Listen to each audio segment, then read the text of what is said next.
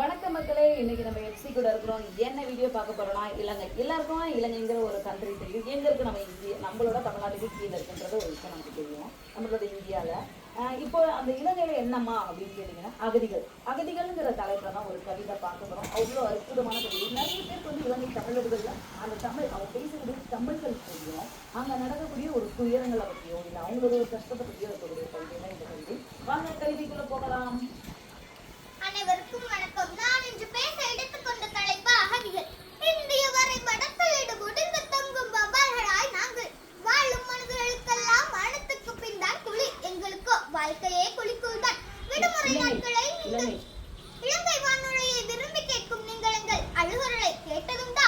விடுமுறை நாட்களை நீங்கள் சிவப்பால் குறிப்பீர்கள். எங்களுக்கு எல்லா நாளும் ரத்தம் பூசியவாறே நகர்கின்றன. கற்பழிக்கிறவனை தாக்குவதற்கு கருவிகள் இல்லை என்றால் நகங்களே உங்கள் கருவிகளாகட்டும் என்கிறார் அண்ணல். இங்கு கண்கள் வெட்டப்படுவதால் நகங்கள் இது முகம் தொலைந்து போய் நிற்கின்றோம் மரக்கல்கள் முன்னிலையில் எங்கோ ஒரு கடற்கரை முகாமில். நன்றி வணக்கம். நன்றி வணக்கம். கட் பண்ணிட்டீங்களா?